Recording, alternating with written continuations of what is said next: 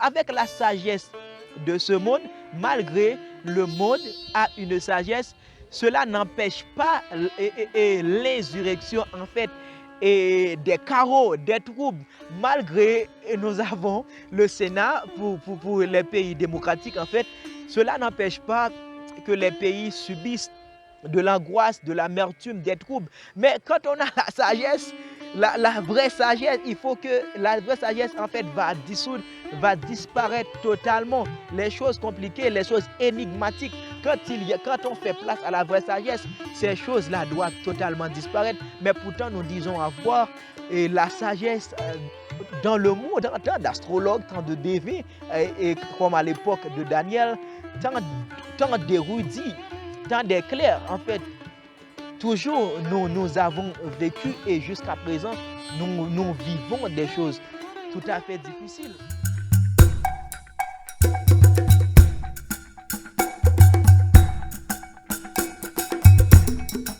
Shalom, peuple de Dieu, un bonheur de pouvoir communiquer avec vous dans cette émission La Bible parle. Déjà, vous pouvez voir cette personnification. La Bible, en fait, ces manuscrits-là ne peuvent pas parler, mais nous intitulons notre émission La Bible parle. En fait, nous prenons la place de ces manuscrits-là pour vous communiquer.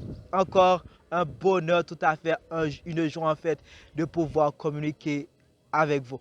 Aujourd'hui, nous allons parler à ce qui concerne la sagesse de Dieu. Dans ce monde, si nous voyons tant d'angoisse, nous voyons tant d'inquiétude, nous voyons tant de troubles, nous voyons en fait tant d'intrigues, en fait, et tant de choses qui apparaissent, mais les gens ne savent pas en fait comment les aborder. Il y a toutes choses qui apparaissent dans la vie. Il y a une façon, c'est ça la sagesse. Avoir la sagesse de pouvoir aborder toutes choses. C'est pour cela, dans la Bible, en fait, nous allons vous communiquer. Il faut qu'il y ait une sagesse pour aborder toutes choses. Nous allons vous parler un peu de la sagesse de Dieu, un outil essentiel. La sagesse de Dieu, un outil essentiel pour aborder toutes choses. La sagesse, c'est quoi ça? Et comment submerger totalement de la sagesse et comment l'acquérir. C'est pour cela que nous voulons débuter avec ce texte, en fait, tiré du livre de Corinthiens. Nous sommes dans la première épître et le chapitre, en fait, 2. Et je lis pour vous le verset 6, 7. Paul déclare, cependant, nous aussi, nous enseignons la sagesse de Dieu aux chrétiens spirituellement adultes.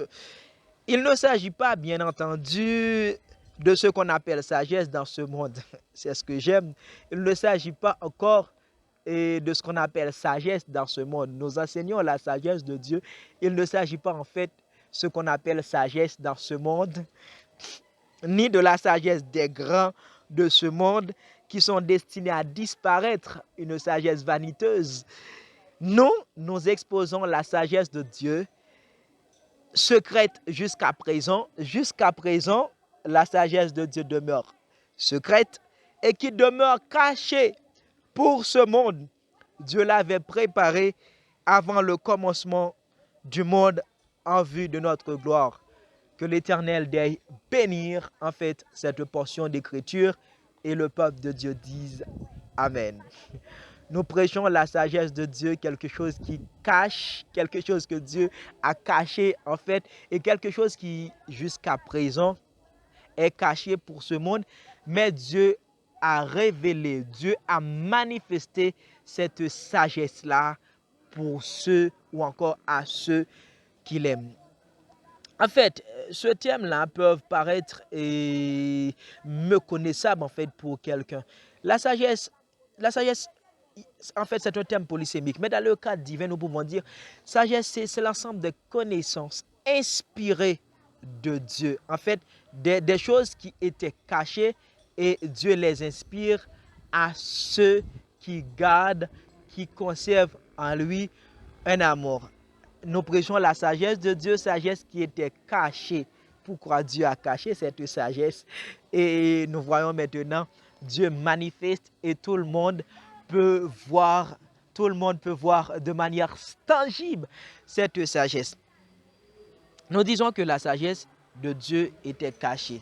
Et nous voyons que sagesse, en fait, c'est quelque chose caché que Dieu a révélé, Dieu a inspiré. Mais ce sont les amis, ce sont celles et ceux qui aiment Dieu qui peuvent entrer dans cette sagesse.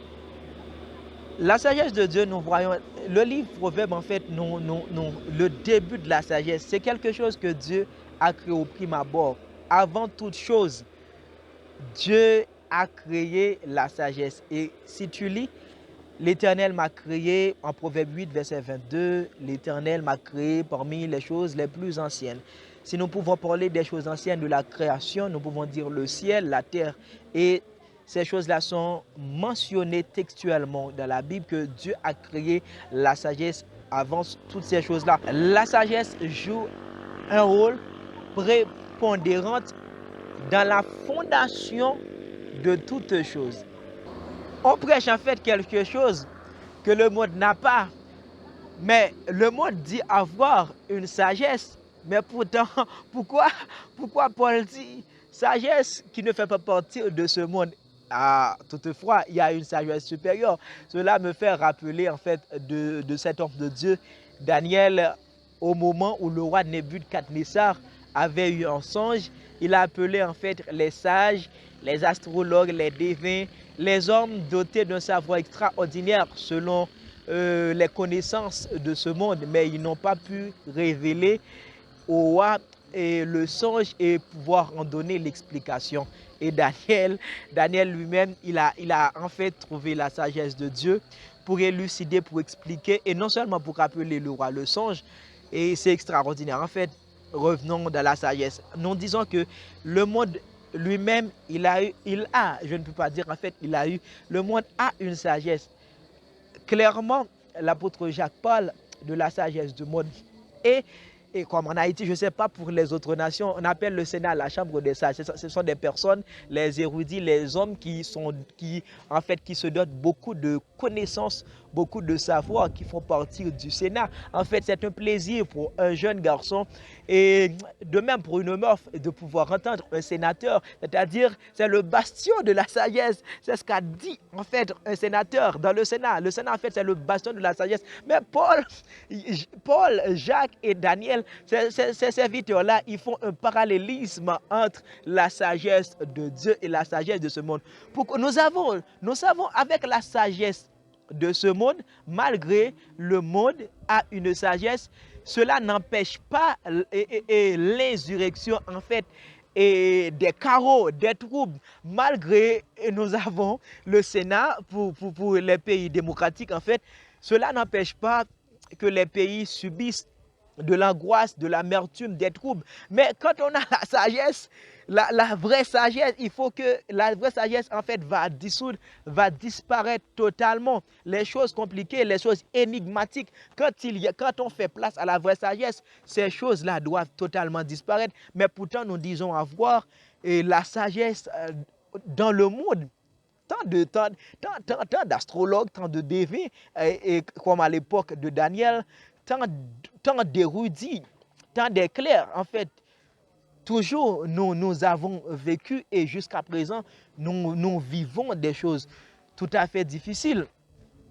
Eh bien, nous vivons toujours, et malgré la sagesse et des docteurs, cela n'empêche pas que les malades, certains malades, en fait, trouvent leur mort malgré la sagesse des agronomes. Il y a certaines plantes, en fait, qui disparaissent malgré... Alors, je ne suis pas expert en toutes choses, mais c'est juste pour vous expliquer.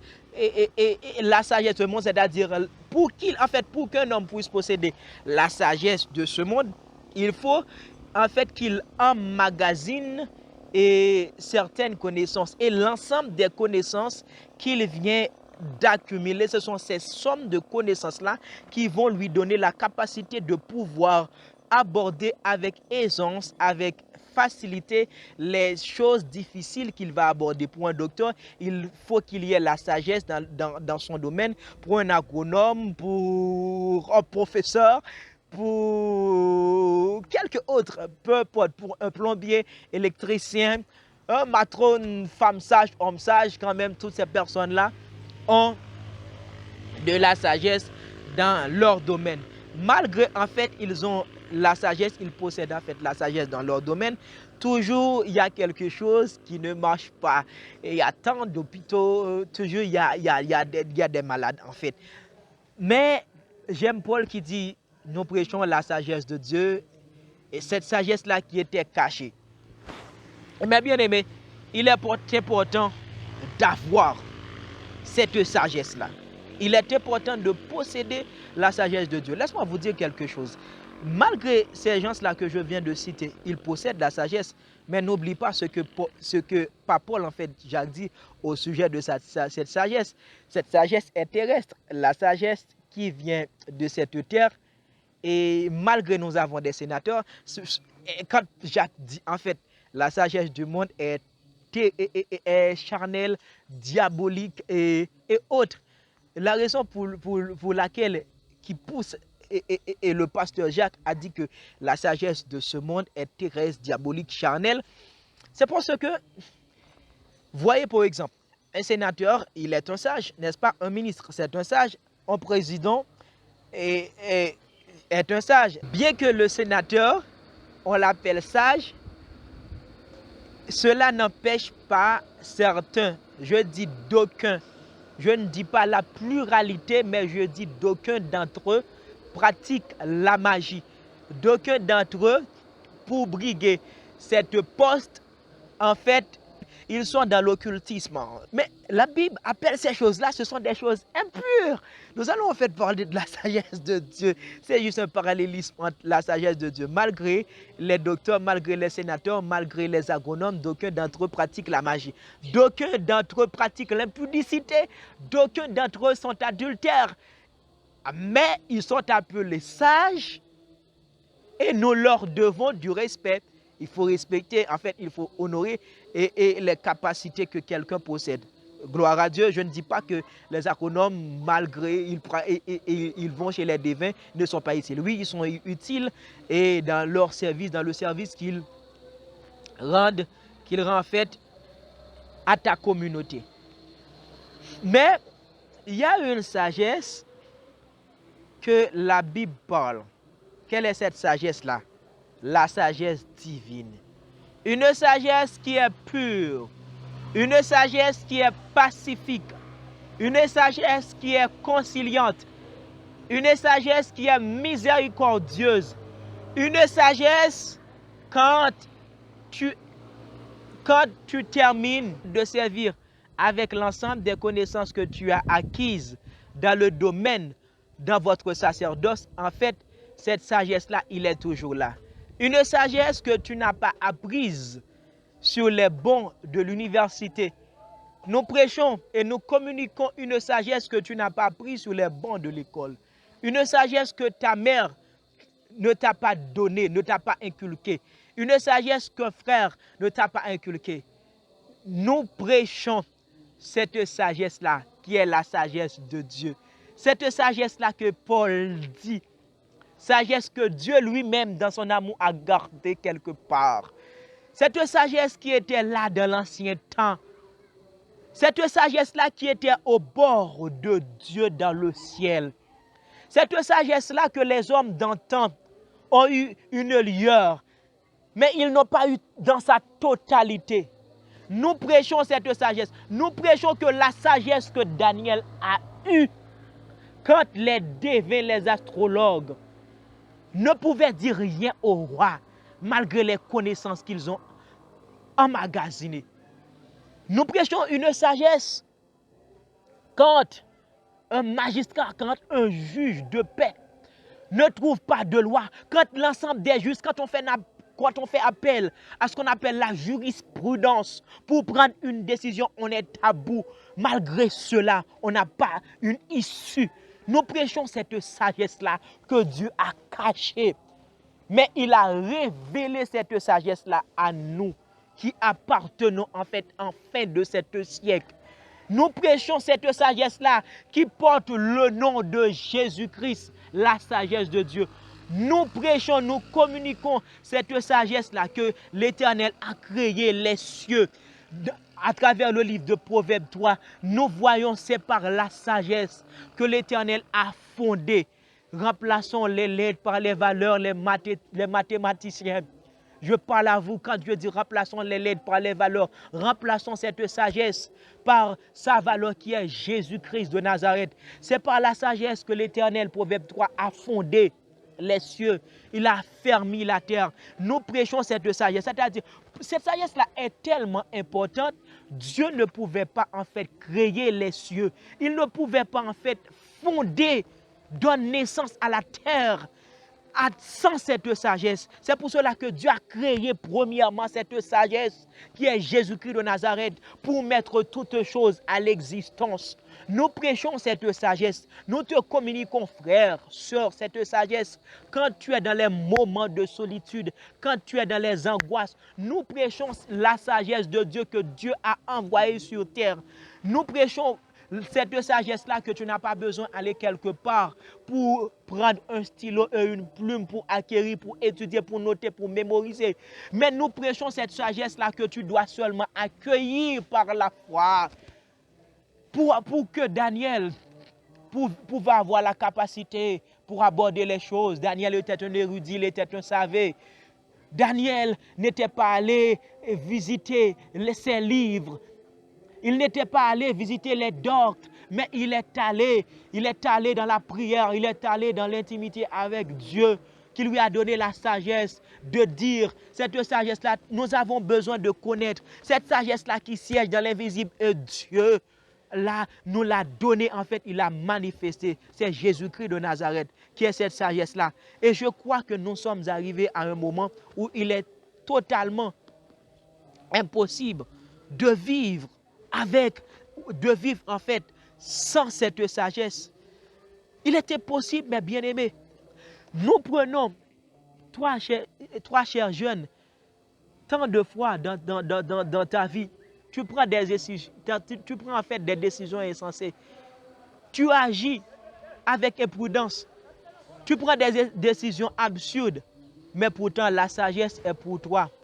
Et vous voyez comment l'Éternel parle à travers son serviteur Salomon. Dans les décisions, nous avons besoin de la sagesse de Dieu. Nous avons besoin dans tous les domaines de notre vie. Dans le domaine des choix du conjoint ou encore d'une conjointe, nous avons besoin de la sagesse. C'est-à-dire, souviens-toi de la définition de la sagesse. C'est la révélation des choses cachées de Dieu. Comment en fait que tu vas connaître ce que Dieu a caché si Dieu ne te révèle pas?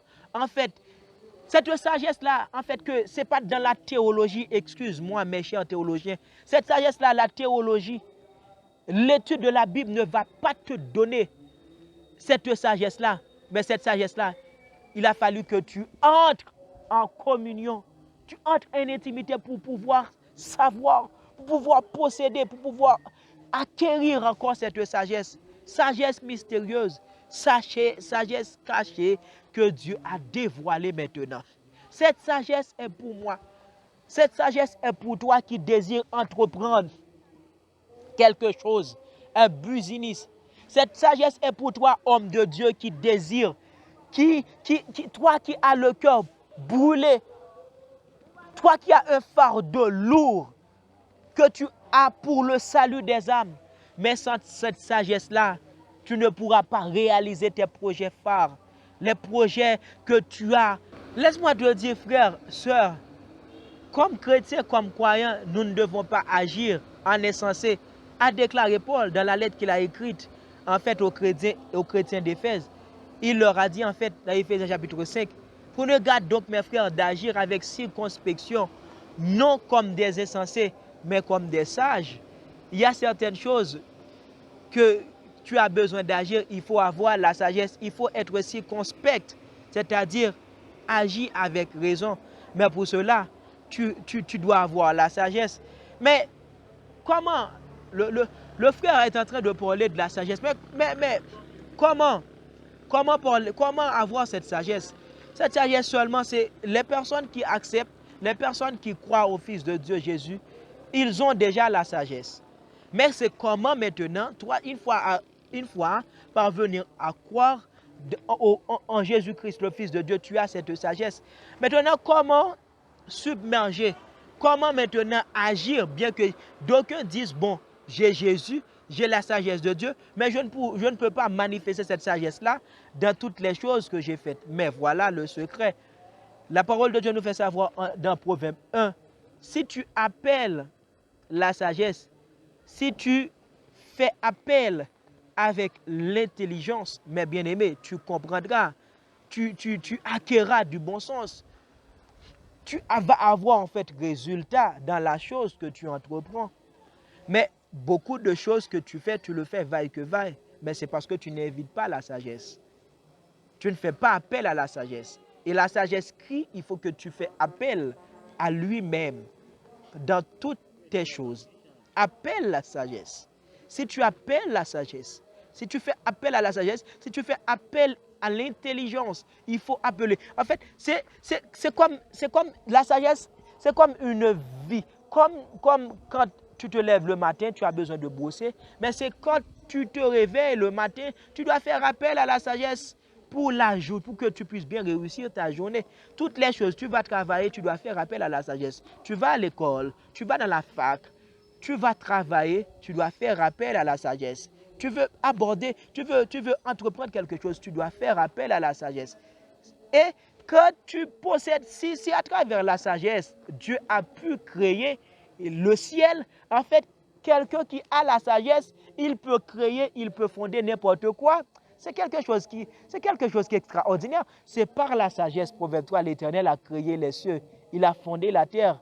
Tu peux fonder un business.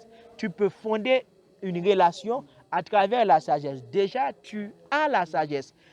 Tu perds en fait dans les combats. Tu ne fais pas appel à la sagesse. Tu conjugues la défaite. Mais quelqu'un qui a la sagesse ne doit pas conjuguer la défaite. Regarde pour voir David, serviteur de Dieu. En 1 Chronique chapitre 13, 14, la parole de Dieu nous fait savoir que David devait aller combattre les Philistins. Voyez, mais David a besoin de la stratégie. David a besoin de la sagesse de pouvoir confronter l'adversaire. Vous voyez ce que fait David? David fait appel à la sagesse. Dans un proverbe dans un chronique, excuse-moi, je dis un proverbe, dans un chronique 13, 14, David a contacté la sagesse et l'Éternel, ce qu'il fait. Il dit à David, regarde pour voir comment. Je vais te donner la sagesse de pouvoir confronter, de pouvoir affronter l'ennemi. Tu vas regarder pour voir dans la cime des mûriers. En fait, quand il parle de la cime des mûriers, le mûrier c'est une plante. Au sommet, la cime, c'est-à-dire c'est la partie la plus haute d'un arbre, d'une montagne. Nous sommes en affaire avec un arbre. Quand tu entends des bruits, des pas, en fait, c'est un signal que je te communique. Par là, tu sauras et tu pourras en fait affronter les Philistins. Et David regarda à la cime du mûrier et il entend des pas. Mais David n'était pas un homme distrait. En fait, il y a tant de choses qu'on peut aborder en fait dans cette thématique. David a confié ses oreilles. Si quelque chose qui se passe au sommet d'un arbre, tu ne sais pas en fait la hauteur de cet arbre-là. Mais David quand même, il a prêté attention. En fait, quand tu as besoin d'entendre la sagesse, il faut prêter attention. David a prêté attention. Il a confié ses oreilles à la sagesse, à l'Éternel. En fait, c'est pour cette raison qu'il a pu entendre les pas dans la cime du mûrier. En fait, mes bien-aimés, la sagesse dans cette fin, en fin des temps, c'est quelque chose d'important, quelque chose de crucial. Nous ne devons pas vivre sans elle. Quelqu'un qui reçoit Jésus déjà dans sa vie, il a la sagesse. Mais maintenant, tu as besoin d'entendre. Suivez les conseils. C'est comme je vais te donner un médicament. Je ne suis pas un docteur, mais je vais te donner un médicament spirituel. Le médicament, c'est que chaque jour, tu vas lire tu vas lire un passage du livre de Proverbes et tu vas méditer ça. Et maintenant, c'est un médicament. Tu comprendras, en fait, tu vas comprendre très bien ce qu'est la sagesse. Et chaque fois, tu liras un passage, tu demanderas à l'Éternel de te donner la sagesse, de pouvoir bien comprendre ces écrits-là. Allez là-dedans et comprenez très bien et lisez Jacques chapitre 3, en fait, qui parle de sagesse. Lisez encore 1 Corinthiens, ce texte-là que nous avons lu auparavant. Il va te donner, en fait, il va faire le parallélisme, la différence. Et en fait, après avoir possédé la sagesse, après avoir submergé, après avoir marché dans la sagesse de Dieu, et maintenant tu ne vas plus conjuguer la défaite, tu vas conjuguer la victoire. La sagesse est pour vous. La sagesse de Dieu n'est plus cachée. Dieu l'a révélée, Dieu l'a décelée. Elle est pour toi maintenant. Vivez dans la sagesse de Dieu. Acquérez la sagesse de Dieu. Faire des pas dans la sagesse de Dieu. Appelle la sagesse de Dieu. Dans le trouble, appelle la sagesse de Dieu. Quand tu as quelque chose énigmatique, quelque chose qui apparaît sans solution, appelle la sagesse de Dieu. À l'école, tu ne peux pas réussir. Appelle la sagesse de Dieu. Homme de Dieu, toi qui es dans un ministère, toi qui es responsable d'un département dans un ministère, et tu ne vois pas la réussite, les choses apparaissent tout le temps difficiles. Appelle la sagesse de Dieu. Fais comme Salomon. Si tu élèves ta voix vers la sagesse, si tu élèves ta voix vers l'intelligence, en fait, tu comprendras et tu auras une issue à toutes choses. Il est temps maintenant. Il est temps, mes bien-aimés, toi, à l'école, dans toutes les choses qui apparaissent difficiles, appelle la sagesse de Dieu. Encore, je termine. Si tu élèves ta voix vers la sagesse, si tu appelles l'intelligence, les choses ne seront plus énigmatiques. Sur ce, bien-aimés frères et sœurs, je prie pour que dès aujourd'hui, dès maintenant, à partir de ce moment, pour que Dieu vous inonde de sa sagesse. Et par cette sagesse, tu vas pouvoir créer, tu vas fonder et tu vas entrer totalement dans la sagesse et tu conjugueras la victoire à la manière de David qui en fait sortir vainqueur après avoir reçu la sagesse de Dieu. Comme Daniel qui était victorieux, que la sagesse de Dieu soit ton partage. Au nom suprême de Jésus.